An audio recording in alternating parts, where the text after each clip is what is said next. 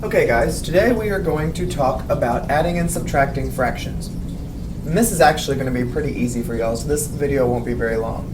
So in 5th grade, when we add and subtract fractions, we have a fraction like 1/5, and we are going to add it to a fraction like 3/5. Now you notice I gave you two fractions with the same denominator.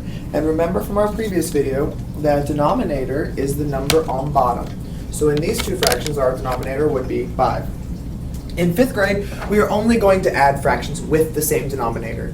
So these have the same, I can add them. So first of all, I have to add my numerators. So that's pretty easy. 1 plus 3 is 4. And when you add your denominators, you don't change it at all. The denominator always stays the same. So 1/5 plus 3/5 equals 4/5.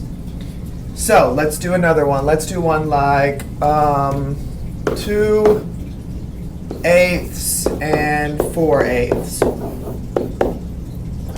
Well, 4 plus 2 is 6, and my denominator never changes, so my denominator would be 8. Your denominator never changes because you're not changing the amount of total pieces you have. You're only changing the amount of actual pieces that you're working with. So this would be like, I had 2 pieces, Miss Eckerman had 4 pieces, we had 8 total, we had 8 in the pizza, but I ate 2, Eckerman ate 4, how many did we eat?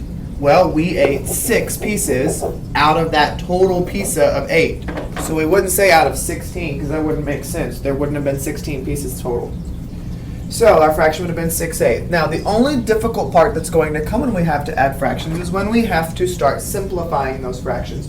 And that'll come later, but let's look at one. Let's just look at the last one we just did. 2/8 plus 4/8 equals 6/8, because 2 plus 4 is 6, and the denominator never changes.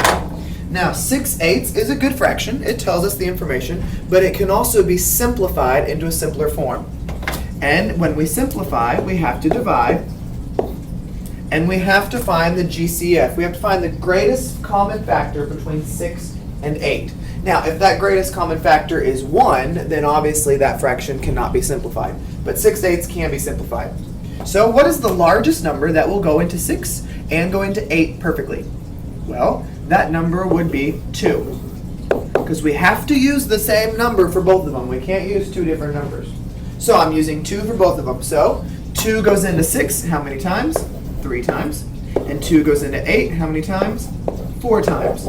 So 6/8 actually simplifies to 3/4. And they are the exact same fraction.